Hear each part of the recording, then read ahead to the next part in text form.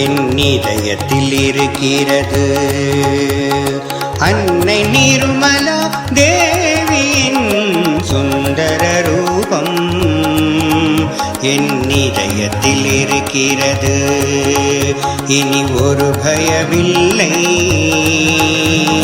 துக்கம் என்பதே இல்லை, ஒரு பயமில்லை, துக்கம் என்பதே இல்லை. கண்டு கொண்டேன் இதுதான் ஆனந்தத்தின் எல்லை. அன்னை நிர்மலா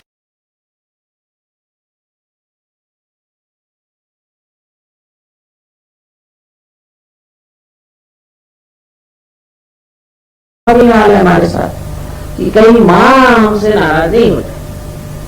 इतनी प्यार की महिमा है। तो लक्ष्मी तत्व जो है वो प्यार, और ये मटेरियलिज्म जो है ये प्यार को काटता है। बीबी है वो सोचती है कैसे मैं डिवोर्स लूं, कि हस्बैंड को कैसे ठिकाने लगाओ, हस्बैंड सोचता है बीबी का पैसा का संभालो। प्यार की कोई बात ही नहीं सोचता, सब पैसे ही पैसे की बात सोचता है, सब पैसा ओरिएंटेड लोग हैं। तो ये चाहिए कि ये शादी से क्या होगा, ये बच्चों से क्या होगा, इससे क्या लाभ होगा, ये होगा। और प्यार जो है इस जड़ को, इस मैटर को कैसे इस्तेमाल करता है। जैसे कि आप मुझसे प्यार, तो आप कर क्या सकते हैं, कुछ नहीं, नमस्ते कर लिया, फूल दे दिए, फिर मन नहीं माना, माने एक हम आपके लिए साड़ी लाए आप ले लीजिए, एक बस एक, हमेशा के लिए एक ही, बस एक ले लीजिए, कृपया है। अरे भाई मेरे पास इतनी साड़ियां हैं, तुम क्यों नहीं, माँ बड़ी इससे लाए हैं, हम आपके लिए लाए हैं, और मेरी इतना ज्यादा करेंगे कि मैं बाबा दे दो, साड़ी दे दो, चलो। तो कभी कुछ तो कभी कुछ, माँ ये हम खास अपने हाथ से बुन के लाए हैं आपके लिए शॉल। अरे बाबा शॉल इतनी ज्यादा है, मेरी शॉलों से मैं भर गई, पर हमने तो अपने हाथ से बुनी, हमने अपने हाथ से एम्ब्रॉयडरी की है, ये चीज इतने प्यार से कैसे मना करे। मेरे आंखों में आंसू आते हैं, मना करते, पर वो मैं नहीं लेती हूँ, करूँ क्या। अभी मैं इनसे कहती हूँ रखूँ का, अभी एक घर बनाया, अभी दूसरा घर बनाना पड़ेगा, वो गोदाम बना दिया मैंने उस घर का। अब किसी को बोलेंगे नहीं तो वो इतने दुखी हो जाएंगे, ये पता नहीं क्या, रोते ही जाएंगे, माने लिया ही नहीं, माने लिया नहीं। अरे भाई अब क्या करना लेकर, प्यार बांटने के लिए ये मैटर। अब जैसे ये फूल लगा दिए, ये ऊपर से छत लगा दिया, ये सजावट कर दी, इसकी कोई जरूरत नहीं थी, ऐसे भी सब हो सकता। पर ये अपना प्यार कैसा दिखा है माँ के लिए। कोई हमारे यहाँ उत्सव होता है, कोई भी चीज होती है, तो हम लोग उसमें अपना प्यार जताने के लिए न जाने क्या क्या चीजें करते रहते हैं। मैं बोले गई थी तो 2-3 बार गई हूँ, 3-4 बार, तो आप लोगों के लिए वही चीजें कुछ खरीदती हूँ। तो बोली ये वहां के और कहने लगे कि आप बहुत नोबल है, बहुत बढ़िया है। मैंने कहा क्यों भाई, क्या क्या। मैं पहले आप हमेशा दूसरों के लिए खरीदते हो, अपने लिए कुछ खरीदते नहीं। मैंने कहा मेरे पास बहुत पड़ा है, तुम वही बेच डालो, अभी बहुत ज्यादा है।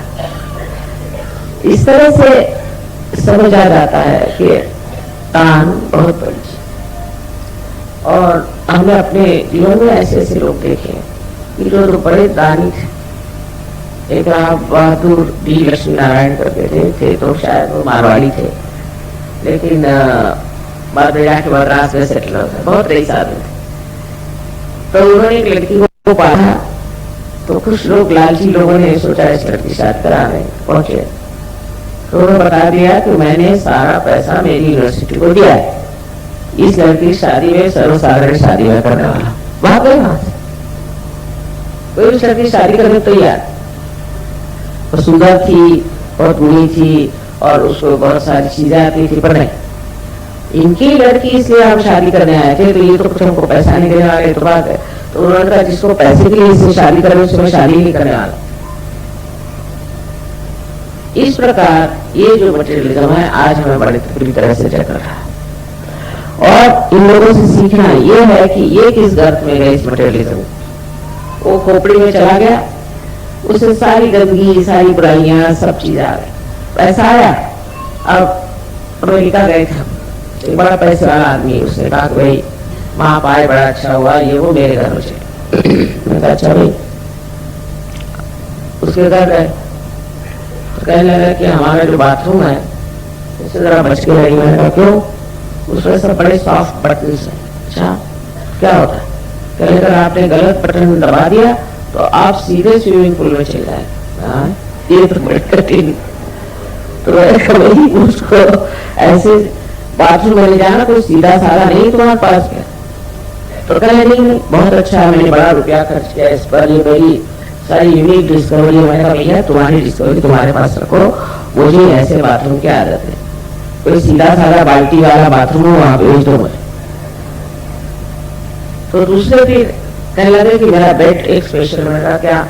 ये बटन दबाओ तो आपके सर ऊपर हो जाएंगे, ये बटन दबाओ तो पैर ऊपर हो जाएंगे। मैंने कहा मुझको ऐसा पलंग नहीं चाहिए, मैं आराम से सोना चाहती हूँ कि हाथ पैर ऊपर करती रहूं।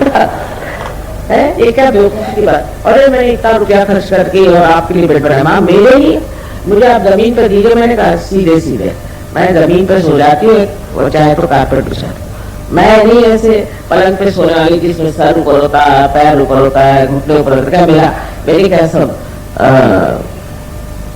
हाथ पैर क्या एकदम वो गए क्या, बेकाबू हो गए कि मैं कोई और चीज को इस्तेमाल करूं? और वो कहे बड़े सॉफ्ट है उसके, ये बस ये छोटा सा बटन। मैं देख के भागी। मैंने कहा भैया मैं जा रही इस घर में नहीं रह आप। तो मोटर में कहता है कि मोटर जो है इसके सारे लॉक से अलग से लगा। मैं कहा क्या? कहने उल्टे लगे हैं, अगर खोलना तो उल्टी तरफ से खोलो। मैंने कहा कोई अगर फंस गया तो फंस गया, उसको कहा तुम्हारा दिमाग उल्टा है। उसके लिए हजारों रुपए खर्च करके उसने उल्टे वाले लॉक लगा। अब उसको इंप्रेशन पढ़ने की जगह मैं भागी। मैंने कहा नमस्कार, यहाँ कोई नॉर्मल जगह मुझे जाने दो। इसी प्रकार उनका पैसा कहीं ना कहीं जाता है। अब दिखाते फिरते हैं हमारे ये अलग है। अरे मैंने कहा भाई लॉक में अलग करने क्या जरूरत है, एक जैसे लॉक रखो। इसमें शान दिखाने का नहीं, मैंने स्पेशल बनवाया, इसमें ये डिवाइस है, उसमें वो डिवाइस है, और अंदर चोरी करने को कुछ नहीं। मैंने कहा तुम्हारे पास ये पलंग कौन उठा ले जाएगा? पागल होगा वही ले जाएगा। तो कहने बात ये है माँ मैंने बहुत ऐसा ऐसा रुपया खर्च किया है, इन्वेस्टमेंट किया है इस तरह से, और मेरे पास कोई खास पैसा नहीं, तो चोर को आएगा। तो ठीक है कौन चोराने चला, पागल भी नहीं आएगा तो घर। कारण ये कि सारा पैसा फालतू चीजों में खर्च कर। तो वो जो लक्ष्मी तत्व का विजडम है वो होना चाहिए कि भाई जहां खर्च करना वहां तैयार, और जहां नहीं खर्च करना वहां नहीं कर। इसमें कंजूसी की कोई बात। आज एक शरद चंद्र की बात याद आई। मैं शरद चंद्र को दुनिया में सबसे बड़ा लेखक समझती हूँ, इससे बढ़ के लेखक मैंने देखा है। और हिंदुस्तानी चरित्र को जैसा उसने रचा है ऐसा तो कोई रच भी नहीं सकता, क्योंकि ये चरित्र भी बहुत जबरदस्त है ना हिंदुस्तानी। तो उन्होंने बहुत सुंदरता से बनाया। तो एक उन्होंने बनाया कि कुछ बच्चे थे वो अपने यहाँ कोई लाइब्रेरी बनाने का बहाना करके पैसे कमा रहे। तो वो एक आदमी के पास गंगा पार करके गए और उससे कहा कि साहब लाइब्रेरी बना रहे हैं, हमारे लिए कुछ डोनेशन दीजिए, कुछ दान। तो उन्होंने कहा कि अच्छा वो दान चाहिए, मैं सोचता हूँ बिठा दे। इतने में एक विधवा स्त्री अपने भाई को लेके आए।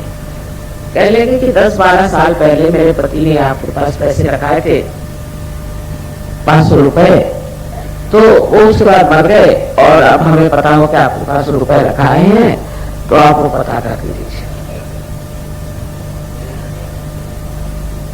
तो अच्छा अपने मुंशी से का भी पता लगाओ, 10-12 साल पहले की फाइल्स पर पता लगाओ, किसी ने 500 रुपए मेरे पास रखे। और इनसे कहा चवन्नी दी कि जा तुम लोग जाओ, बस चवन्नी बहुत है तुम्हारे। इनको बड़ा गुस्सा चला कि चवन्नी हमको लेके जा रहे। पर उन्होंने पूरा पता लगाया कि उस औरत का पैसा वहां रखा हुआ था, वो रखा था, वो ब्याज जोड़ के इन लड़कों के सामने दिया, तब इनके चक्कर आए। देखो हजारों इसने रुपए बना करके दिए 500 के, और हमको चवन्नी पकड़ा दी। तो ये आदमी समझ गया कि हम लोग कितने गहरे पाले। और उस औरत का इतना नहीं कहता तो कौन उसको पकड़वा रहा? कोई केस नहीं, कुछ नहीं, कुछ उसका कोई कहीं प्रूफ नहीं था, कायदे में तो कुछ नहीं मिला था। लेकिन उन्होंने उसका सारा पता लगाते कि कितना रुपया हुआ, क्या हुआ, और सब कुछ करके उसका पैसा वापस कर, कि हमको ऐसे किसी पैसे नहीं। ये लोग चक्कर में आ गए कि ये क्या चरित्र है, देखो कि हजारों रुपए इस आदमी को देके 500 रुपए के, और हमको चवनी पकड़वा दी, सब नीचे गर्दन करके। सब ईश्वर चंद्र की लीला है, इस तरह से वो जिस तरह से कहते हैं। पर मेरे ऊपर इतना मार्मिक उसका असर हुआ कि जो अच्छी बात है, जो धार्मिक बात है, जो लक्ष्मी तत्व की बात है, वो करना चाहिए। ये अपने 4 लड़के उठ के उचक के चले आए कि लाओ हमको पैसे दो, उनको पैसा देना तो अपात्र दान है, लेकिन जिसका है, जिसका ड्यू है, वो देना चाहिए। और हमारे साथ भी है, हमारे पास अगर किसी का पैसा होना तो पूरी समय वो बात दिमाग में आती रही, दूसरा पैसा देने का, पैसा देने का, पैसा देने का, वो दूसरा भूल भी गया होगा, लेकिन मेरे 2 रुपए किसी के लिए तो वो मेरे दिमाग घूमता ही रहता, पता नहीं कैसे। अब मैं कितना कहती हूँ चलो हो गया दे देंगे, ऐसा नहीं घूमता ही रहता, जब तक उसको पैसा नहीं देंगे नहीं। ऐसे सहयोगियों का होना चाहिए। एक तो किसी से उधार मत लो, और लेना हो तो पहले लीडर से पूछ लो, और जैसे उधार लो उसके बाद वो वापस कर देना। लक्ष्मी तत्व में उधारी बहुत खराब, और लेना ही पड़ता है कभी कभी, समझ लीजिए। तो एक एक पैसा उसमें छुपा देना चाहिए, ये बहुत जरूरी है, नहीं तो लक्ष्मी तत्व जो है खराब होता है। बहुत से लोगों को ये भी आदत है, जैसे कुछ आधा रुपया रोक लिया, बहुत गलत बात है, कभी नहीं रोकना। हाँ, काम पूरा होने पर पूरा पैसा दे देते। एक तरह की ये अपने व्यक्तित्व की ईमानदारी, कम से कम इतना सहयोग में आना चाहिए कि अपने व्यक्तित्व की ईमानदारी है, जिसका पैसा लिया है वो वापस कर देना। दूसरे दान के बारे में भी अपने को ये नहीं सोचा है मैंने तेरे को इतना दान दिया, मैंने तेरे को इतना पैसा दिया, ये सोचा कि आपका ध्यान हो गया व्यर्थ दान।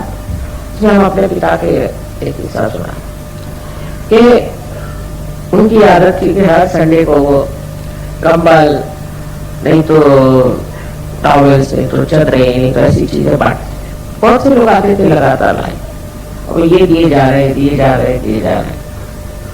तो लोगों ने पूछा कि भाई ये क्या करते हैं आप लोग, 2-2, 3-3 चीज ले जा रहे हैं, आप आखिरी चेक करके दे रहे हैं। तो भाई देने वाला देता है और मैं बीच में खड़ा हूँ, उसको क्या, जो देने वाला वही देखे, 2 चीज है चाहे 3 चीज है, जो ले जाना ले जाए, उसमें मैं क्या करूँ, मैं तो देने को लाया हूँ। ये तो देने वालों को देखना चाहिए कि देना क्या है और किस चीज को देना। मैं तो आंख नीचे करके इसलिए खड़ा हूँ, इस सब लोग मुझको ही धन्यवाद दे रहे हैं, तो मेरी तो आंख ही उठी। ऐसे ऐसे बड़े लोग हमने देखे। मैंने अभी कल परसों के किस्सा सुनाया कि हमारे घर में सब दरवाजे खुले रहते थे हमेशा, जब तक मेरी शादी हुई सारे घर के दरवाजे खुले रहते। फादर कहते थे अपने यहाँ कौन चोरी लेकर दे रहा है। एक सिर्फ चोरी हुई तो एक आदमी आया ग्रामाफोन उठा के, तो फादर सवेरे उठ के कहते हैं अरे बड़ी दुख की बात है, सिर्फ ग्रामाफोन ले गया, उसके पास रिकॉर्ड नहीं है, तो रिकॉर्ड कैसे बजाएगा, वो कहाँ से पैसे लाएगा रिकॉर्ड। तो बड़ा उनको उठा, तुम्हारे तंगा के अच्छा पेपर में दे दो, तो भैया रिकॉर्ड रखा है तो आकर अपने रिकॉर्ड से कहे, हम तो ग्रामोफोन कल खरीद ही सकते हैं, रिकॉर्ड कर सकते हैं, वो कहाँ से खरीदेगा। अरे चोरी की परवाह कि वो रिकॉर्ड क्यों नहीं ले गया, अब वो बजाएगा क्या। अभी कोई तो संगीत का शौकीन है जो ग्रामोफोन ले, तो अभी बजाएगा क्या। और बाकायदा मतलब उनका यही लगा रहा कि अगर वो आ जाए तो उसको रिकॉर्ड दे देना, और वो आया ही नहीं कभी, और उनको ये लगा रहा कि बचाया कैसे बजा रहा होगा। इस तरह के लोग हमने देखे हैं दुनिया बहुत, और कभी उनको दिक्कत नहीं पैसे, कभी कोई दिक्कत नहीं, कभी कोई परेशानी नहीं हुई, कुछ नहीं हुआ। इस इलेक्शन में उनको खड़ा होने के लिए वल्लभ भाई पटेल ने लिखा, तो उनका कि मेरी अभी तबीयत ठीक नहीं तो मैं नहीं खड़ा हूँ, तो मैंने 3,000 रुपए भेजे उनसे, तो उन्होंने वापस किए कि 3,000 रुपए दे करके और मुझे अपने जीतना है तो मुझे नहीं चाहिए। मैंने एडवर्टाइजमेंट नहीं करना, कुछ नहीं करना, ऐसे ही खड़ा हो खड़े हो गए। तो जीत तो गई, पर तो उनके राइवल थे, उनके सारे विचारों के जमीन जो पैसे थे वो सारे जब्त किए। तो जिन्होंने इतना देश का कार्य किया है, जिन्होंने इतना नाम कमाया है, जिन्होंने सबकी सेवा करी, उनको रुपया पैसा खर्चा करने की जरूरत है।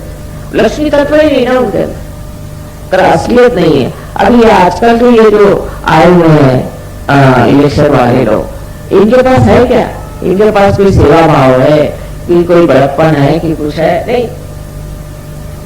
कहें कि आ गए और पूंजी अपने, और वो कहते हैं कि तो हम तो पैसा लागत लगा रहे हैं, हम 10 लाख लगाएंगे तो 25 लाख कमाएं। लगाने की जरूरत इसलिए कि आपकी अपनी कोई कीमत ही नहीं है। समझ लीजिए कल मैं इलेक्शन में खड़ी हूँ तो 1 करोड़ लगाने की जरूरत है ना बात, ये बात। तो ये जो लोग हैं ऐसे कि जिन्होंने कोई सेवा नहीं करी, कुछ नहीं किया, इनको वोट ही नहीं देना चाहिए। और पूछना चाहिए कि तुमने कौन सा सोशल वर्क किया है, क्या काम किया, तुमको क्यों दिया है। जब लक्ष्मी तत्व अपने देश में असलियत में उतरेगा तो हम सारे दोषों से ऊंचा हो सकते। इस मामले में हम जरूर कहेंगे कि रशिया में, रशिया के लोग बड़े धैर्य वाले, धैर्य है। अभी एक लड़की आई थी, उसको गाना यहाँ सिखाने का। मैंने कहा तुम्हारे यहाँ शादी करा देते हैं। कहती नहीं माँ, मैं इसके लिए कोई कन्वीनियंस नहीं ढूंढना चाहती, मुझे अगर स्कॉलरशिप मिल जाएगी तो मैं यहाँ रहूंगी, और नहीं मिलेगी तो रशिया चले जाऊँ। इस शादी का कन्वीनियंस करके मुझे नहीं सीखने का संगीत, क्योंकि संगीत सीखना है, आराधना है।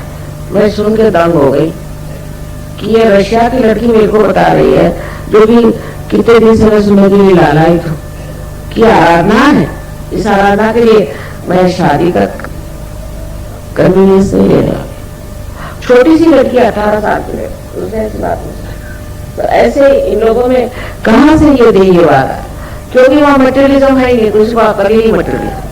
वहां की गवर्नमेंट ने कहा कि भाई तुम्हारे जो फ्लैट है तुमको हम दे देते हैं, तुम अपने पोजीशन में ले लो और तुमको उसको संभालना हो। उनका पोजीशन का क्या अर्थ है, क्या मिलता है उससे, पोजीशन में रखे उसका हमको लीजिए, तुम ही संभालो, हमारे बस का कोई चीज मेरी है, ये सोचना ही मटेरियलिज्म। और उन लोगों को देख के मैं हैरान हूं कि किसी भी चीज की उनको परवाह। मैंने कहा कि देखो तुम्हारे इतना बड़ा झगड़ा हो रहा है, coup हो रहा है, कैसे हुआ तुम लोगों? कहे वहां हम तो भगवान के दरबार में आ गए ना, तो अब क्या काम है, हमें क्या करना, छोड़िए, इस गवर्नमेंट को मरने दीजिए, चाहे कुछ होने दीजिए, हमसे कोई मतलब। मैंने कहा ये क्या कम्युनिज्म में ये मटेरियलिज्म से ऊपर उठ गए। कम से कम 70% लोग बिल्कुल मटेरियलिज्म से ऊपर है, कोई परवाह नहीं। इनकी सेवा मैं देख के हैरान हुआ। छोटा सा घर दिया मैंने, आके रहते हैं, कहाँ रहते हैं पूछा तो इन लोग छोटे छोटे वहाँ गार्डन होते उसके बिल्कुल छोटे छोटे कमरे होते हैं, वहां रहते हैं।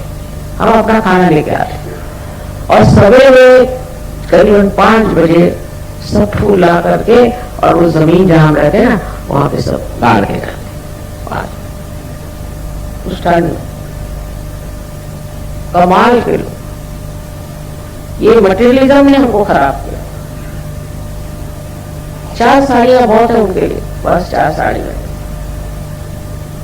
और मेरे लिए उनको कहता है कि हमारे लिए साड़ी नहीं है। मैंने कहा भैया मेरे पास बहुत साड़ियां हैं, क्या को मुझे साड़ियां देते रहे तो तुम नहीं। वहां हम लोग का मन ऐसा करता है कि आपको साड़ी। ऐसे मोहब्बती लोग, ऐसे लोग है दुनिया में अब भी, क्योंकि ये मटेरियलिज्म का चक्कर नहीं आया है हम लोगों पे। अमेरिका ने जो साथ रख दिया वहां सर पे, वहां एड्स हो गए, वहां लोग मर रहे हैं, सब कुछ है,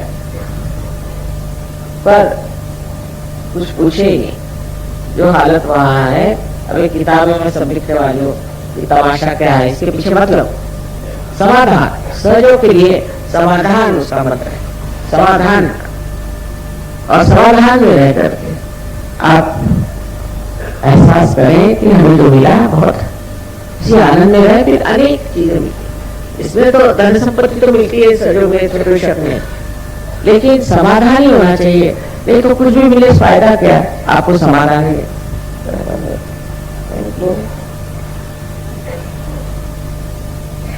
इसलिए हमें समझना चाहिए कि आज लक्ष्मी जी के प्रिंसिपल पर हम बैठे। अब दूसरी बात ये कि लक्ष्मी जी खड़ी है एक कमल पर। कमल कितना हल्का फूल होता है, माने वो किसी पे दबाव नहीं डालती। अब किसी के पास पैसा होगा तो वो तो यहाँ पर ऐसा चलता है कि बगैर मूछ के उसके मूछ दिखाई देते। वो अपने पता नहीं क्या सोचता, जहां भी जाए उतना रोग झाड़ेगा कि पता नहीं इसको क्या मिल गया है, ये कौन से स्पेशल भगवान के यहाँ से आया हुआ।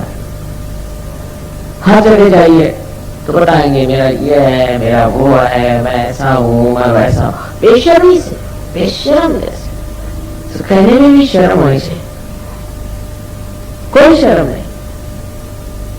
मैं ऐसा हूँ, मैं वैसा हूँ।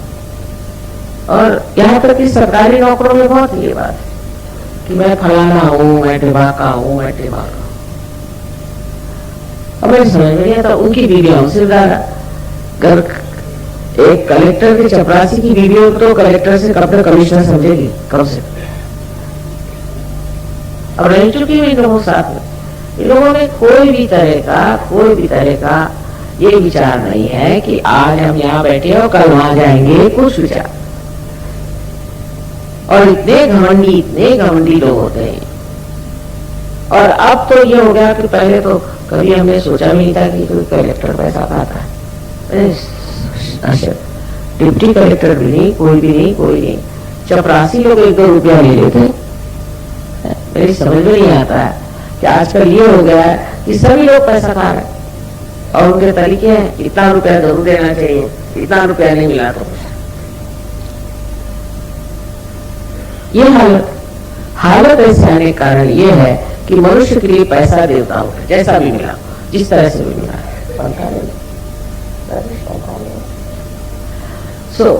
मुझे कहने का ये है कि जब पैसा ही सबसे महत्वपूर्ण बात होती है और लक्ष्मी तत्व जब महत्वपूर्ण नहीं रह जाता तो मनुष्य क्या करता है? वो कल अपनी बीवी बच्चों को बेच सकता है। क्या ही है, कारण में यही है, हर एक औरत अपने शरीर को बेचने के लिए तैयार।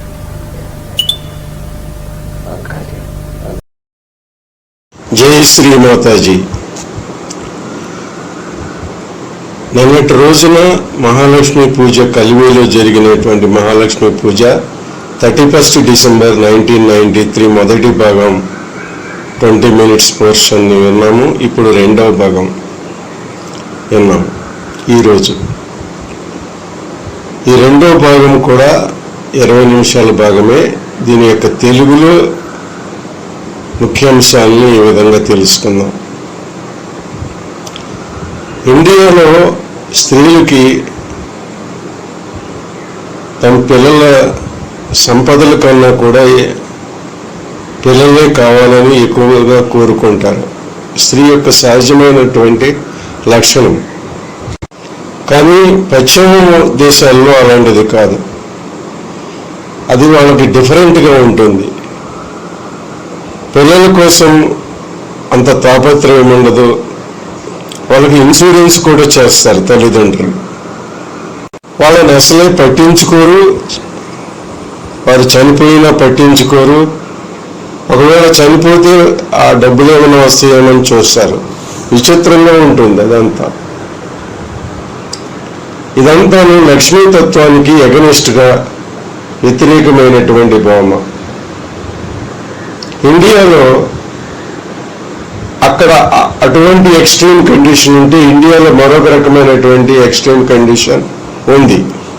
పిల్లల కోసం అక్రమార్జన చేస్తారు. పిల్లల కోసం అంతా సంపాదించి కూడబెడతారు. ఇది కూడా లక్ష్మీతత్వానికి ఎగనిస్టే. కానీ కావాల్సింది ఏంటి? పవిత్రమైనటువంటి ప్రేమతత్వం. అది లేదు. అంతా ఏంట్లా తయారైందంటే మనీ ఓరియంటేషన్గా తయారైంది ఈ సమాజం అని అంటున్నారు శ్రీమాతాజీ. పెళ్లి చేసుకుని సంపాదించేది ఏంటి? పిల్లలు కలుగుతారు. మరి వాళ్ళు చేసేది ఏంటి? వాట్ దే విల్ గెట్ అంటున్నారు శ్రీమాతాజీ. ఇంకా ఏమంటున్నారంటే ఈ జనులు వీళ్ళందరూ ఏం చేస్తారు? శ్రీమాతాజీ గారికి చీరలు ఆఫర్ చేస్తారు, షావల్స్ ఆఫర్ చేస్తారు. వద్దని అంటే బాధపడతారు, ఏడుస్తారు. అందువల్ల నేను ఆ గిఫ్ట్స్ అన్నీ తీసుకోవాల్సి వస్తుంది. ఇళ్ళని నిండిపోయినాయి. ఇంకా 2-3 ఇళ్ళు కట్టి గోడౌన్స్ పెట్టాలి వీటి కోసం. లేకపోతే ఫ్లవర్ అరేంజ్మెంట్ చేస్తారు. పెద్ద పెద్ద పెండాల్స్, డెకరేషన్స్ వగైరా చేస్తారు. వాళ్ళకు తోసినటువంటి ఆ ప్రేమను వ్యక్తం చేస్తూ ఉంటారు. నేను పోలాండ్ వెళ్ళినప్పుడు షాపింగ్ చేశాను, కొన్ని వస్తువులు కొని ఇతరులకు దానం ఇవ్వటానికి, సహజీవులకి ఇవ్వటానికి. ఆ పోలిష్ జనులు ఏమన్నారంటే, నేను చాలా జనరస్ అండ్ నోబులు, దాన గుణశీలుడు అని చెప్పారు. దాని యొక్క అర్థం ఏమిటి? దానం అంటే ఏంటి? దానం అంటే దానమే ప్రధానమైనది. అలాంటి వారు మన ఇండియాలో కూడా ఉన్నారు, వాళ్ళని నేను చూశాను. ఇక్కడ ఒక ఉదాహరణను కూడా శ్రీమాతాజీ గారు క్రోడీకరించారు. ఒక లక్ష్మీనారాయణ అనే వ్యక్తి ఉన్నాడు, ఆయనకు ఒక డాటర్ కూడా ఉంది. ఆయన చాలా సంపద కలవాడు అని తెలిసి ఆయన యొక్క కూతుర్ని పెళ్లి చేసుకుంటానికి చాలా మంది వచ్చారు. కానీ ఆయన ఏమన్నాడంటే, నా దగ్గర ఉన్న ధనమంతాను స్కూల్స్కి, యూనివర్సిటీస్కి, కాలేజీలకి దానం ఇచ్చేశాను, నా దగ్గర ఇప్పుడు ఏమీ లేదనగానే పారిపోయారంట.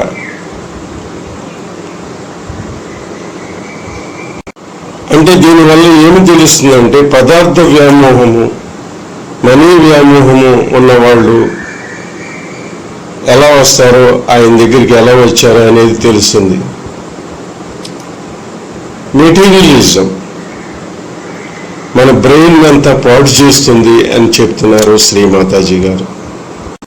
మరొక ఉదాహరణము అమెరికాలో జరిగినటువంటి సంఘటన, శ్రీమాతాజీ గారిని ఆహ్వానించిన సంఘటన. ఒక పెద్ద స్టార్ హోటల్లోకి ఆవిడ విచిత్రంగా నిర్మించి, ఏదో పేరు రావాలని నిర్మించుకొని బాత్రూమ్ విషయములు ఇట్లా తిప్పగానే ఆ బాత్రూంలో ఈ బటన్ నొక్కితే ఆ బటన్ నొక్కితే వెంటనే బాత్రూంలోకి వెళ్ళి, ఆ తెలియకోకుండా అది నొక్కితే మాత్రం అది స్విమ్మింగ్ పూల్లోకి వెళ్ళి ఉంచుద్ది. రకరకాలైనటువంటి సిస్టమ్స్గా అక్కడ నిర్మించారు. శ్రీమాతాజీ గారు అన్నారు, నాకు అలాంటి బాత్రూమ్ వద్దు, ఒక బకెట్ ఉండి, మగ్గు ఉండి, స్నానం చేయటానికి సరళమైన సహజమైన రీతిలో ఉండాలి, కానీ నాకెందుకు అలాంటివి అని ఆయనతో అన్నారు శ్రీమాతాజీ. మరి ఇంకో బటన్ నొక్కితే కాళ్ళు పైకి తల కిందకి అప్స్ అండ్ డౌన్గా అయిపోయేటట్టు రకరకాలైనటువంటి విన్యాసాలు గలటువంటి విచిత్రమైనటువంటి స్థితులతో అవన్నీ నిర్మాణాలు చేశారని, లాట్ ఆఫ్ మనీ వాటి కోసం పాడు చేశారని శ్రీమాతాజీ గారు ఆ ఉదాహరణలో వివరించారు. This is how the people spend their money on stupid things. వివేకహీనమైనటువంటి మనుషులు వీళ్ళందరూ అని శ్రీమాతాజీ గారు చెబుతున్నారు.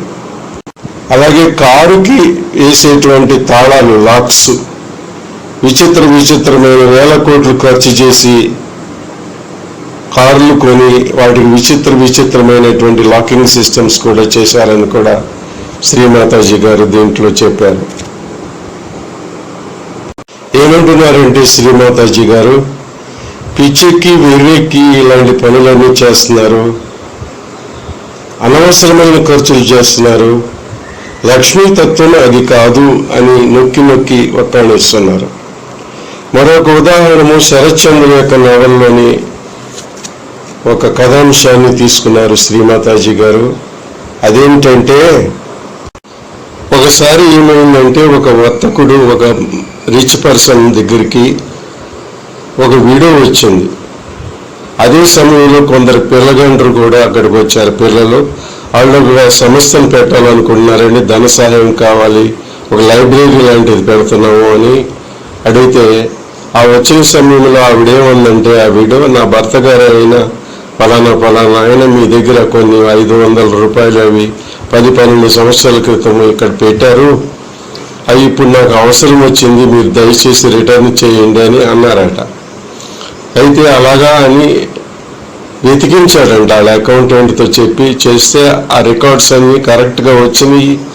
ఆవిడికి ఇంట్రెస్ట్తో సహా వేల రూపాయలు క్యాలిక్యులేషన్ చేసి ఆవిడికి ఇచ్చేశాడు ఆయన, ఆ ధనికుడు.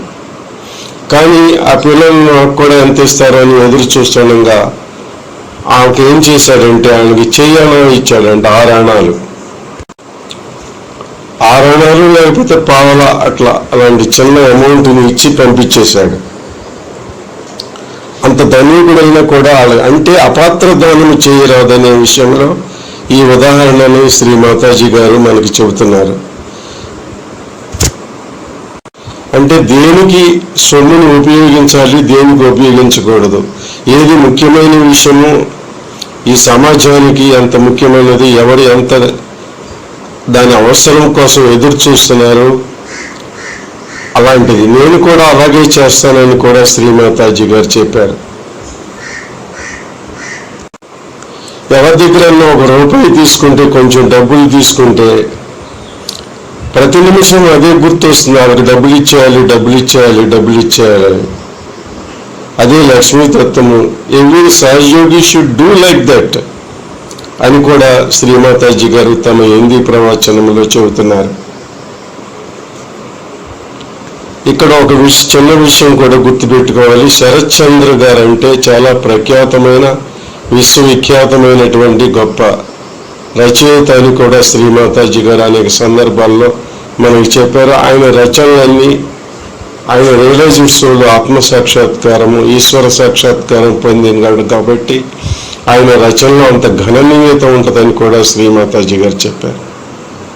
తర్వాత విషయం ఏం చెబుతున్నారంటే పూజ్య శ్రీమాతాజీ గారు ఆవిడ యొక్క తండ్రి గారు అయినటువంటి ప్రసాదరావు సాల్వే గారు విషయంలో ఎప్పుడు ఇల్లంతా కిటికీలు తలుపులు వేయకోకుండా ఉంచేవారట. ఎవరైనా ఇంట్లోకి దొరబడినా కూడా ఏమవదన్నట్టుగా, అంటే ఎవరు తీసుకెళ్ళినా కూడా పర్వాలేదు అన్నట్టుగా. అయితే ఏం చేశారు, ఆయన దగ్గర ఒక గ్రామఫోను, ఆ గ్రామఫోన్ రికార్డులు ఉండేవి. సంగీతాన్ని ఆస్వాదించేటువంటి మహానుభావుడు కాబట్టి ఆయన. అయితే ఏం చేశాడు, ఒక రోజున ఒక దొంగ వచ్చేసి ఆ గ్రామఫోన్ని తీసుకెళ్ళిపోయాడు, ఆ రికార్డ్స్ని తీసుకెళ్ళటం మర్చిపోయాడట. అయితే మర్నాడు ఉదయం తండ్రి గారు చాలా విచారించారంట. అయ్యో, వాడు ఎలా గ్రామఫోన్ తీసుకెళ్ళాడు, రికార్డ్స్ తీసుకెళ్ళలేదు, ఎలా ఆవిడ ఆనందిస్తాడు అనేటువంటి విషయాన్ని ఆయన తెలిసి బాధపడ్డారట ఆయన. ఆ సమయంలో తన తల్లిగారు కరుణా సాల్వే గారు ఒక ఉపాయం చెప్పారట. ఏముంది, మీరు పేపర్కి ఇవ్వండి, ఎవరైతే గ్రామఫోన్ తీసుకెళ్లారో వాళ్ళు వచ్చి రికార్డ్స్ తీసుకెళ్ళండి, అవి కూడా ఇక్కడ ఉన్నాయని అన్నారట. అంటే దీంట్లో మనం తెలుసుకోవాల్సిందంటే వాళ్ళ తల్లిదండ్రులు ఎంత ఉదార స్వభావంలో, ఎవరికైనా ఏదన్నా కావాలి అంటే అది ఇవ్వాలనేటువంటి తపన వాళ్ళు చెందేవారని మనకు తెలుస్తుంది. పూజ్యశ్రీ మాతాజీ గారు మరొక ఉదాహరణను కూడా మనం ముందుంచారు. లక్ష్మీతత్వం యొక్క గొప్పతనాన్ని మనకి చాటించాలనే విషయంలో ఒకసారి వాళ్ళ నాన్నగారిని వల్లభాయ్ పటేల్ గారు అడిగాడట, పార్లమెంట్కి కంటెస్ట్ చెయ్యి నువ్వు అని. అయితే అక్కడ ఖర్చు ఒక ₹3,000 వస్తుందని తెలిసి శ్రీమాతాజీ గారి తండ్రి గారు అది ఎలా చేయాలా అనుకున్నారంట. ఆ తర్వాత ఆయన చెప్పారు, అంత డబ్బులు నేను ఖర్చు చేయను అని.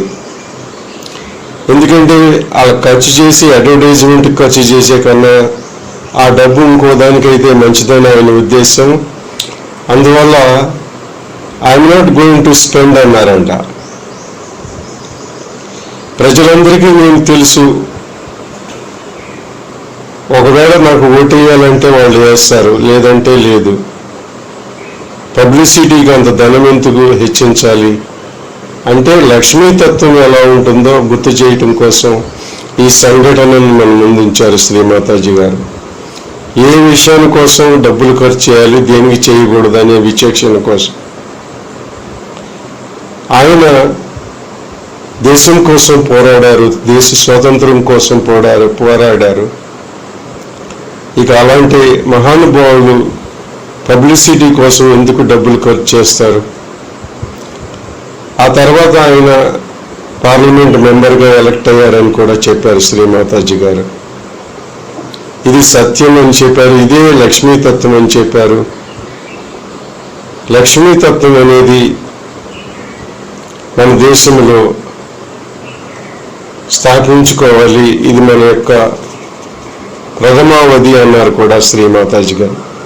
అప్పుడు సమస్యలన్నీ దానంతరికి అవే తొలగిపోతాయని గుర్తు చేశారు. పూజ్య శ్రీ మాతాజీ గారు మరొక ఉదాహరణని ఏం చెబుతున్నారంటే, రష్యన్ గర్ల్ 18 సంవత్సరాల యంగ్ గర్ల్ మన నాట్యం నేర్చుకోవడానికి మన దేశానికి వచ్చారని, ఆ సమయంలో నేను ఆవిడికి సలహా ఇచ్చానని, మ్యారేజ్ చేసుకుంటే ఇండియన్ బాయ్ ఇక్కడ ఉండొచ్చు, ఇవన్నీ నేర్చుకోవచ్చు అంటే, నాకు అలా వద్దు తల్లి, నేను కేవలము స్కాలర్షిప్ మీద వచ్చి అవి నేర్చుకుంటాను, మ్యారేజ్ అనేటువంటిది సహాయము అలాంటి కన్వీనియన్స్ నాకు వద్దు అన్నారంట. అంటే ఎలా ఆ అమ్మాయికి ఈ రకమైనటువంటిది ఎలా వచ్చిందనేటువంటి ఆశ్చర్యాన్ని కలిగించిందని అన్నారు. మ్యూజిక్ ఒక ఆరాధన, తపస్య, నాకు ఆ స్కాలర్షిప్ ఇస్తే సరిపోతుంది, నేను నేర్చుకోగలను అని వ్యక్తం చేసిందంట ఆ యంగ్ రష్యన్ గర్ల్. ఏమంటున్నారంటే, రష్యాలో ఇలాంటి పదార్థ వ్యామోహం లేదు, అందువల్ల ఆ అమ్మాయికి అలాంటిది లక్ష్మీతత్వము వచ్చింది అని కూడా చెప్తున్నారు శ్రీమాతాజీ గారు. Even their government wanted to give them possession of apartments, but they refused to have any kind of possessions. చిన్న చిన్న గల్దుల్లోనే వాళ్ళు ఉంటారంట. ఏమంటున్నారంటే పూజ్య శ్రీమాతాజీ గారు,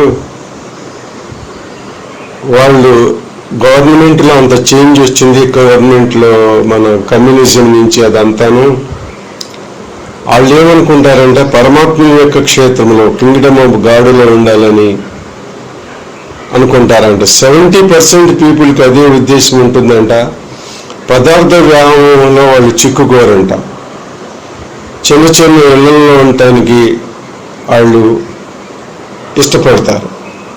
అక్కడ ఒక చిన్న ఆశ్రమం ఉందని చెబుతున్నారు. అయినప్పటికీ అక్కడ సహజీవులు ఎలా వస్తారంటే, పొద్దున్నే 5 గంటలు లేచి, అంత కోల్డ్, బాగా చలి ఉంటుంది అక్కడ, అయినా ఆ పరిస్థితిలో వాళ్ళు ఓన్ అరేంజ్మెంట్ చేసుకుంటూ వాళ్ళ ఫుడ్ వాళ్ళు తెచ్చుకుంటూ అక్కడికి వస్తారు. అక్కడికి వచ్చి ఆ పువ్వులు అవన్నీ సమర్పిస్తారు, అక్కడ చెట్లు అవి కూడా అలంకరిస్తారు, అవన్నీ పెడతారు అంటున్నారు శ్రీమాతాజీ గారు. మరొక విషయం ఏం చెబుతున్నారంటే, వాళ్ళలో ఆ సమాధానమైనటువంటి సర్దుకుపోయే విషయం చెబుతున్నారు పూజ్య శ్రీమాతాజీ గారు. ఉన్నదానిలోనే వాళ్ళతో సంతృప్తి పడతారంట. 4 శారీస్ ఉన్నా కూడా అవి చాలా అన్నట్టుగా ఉంటారంట.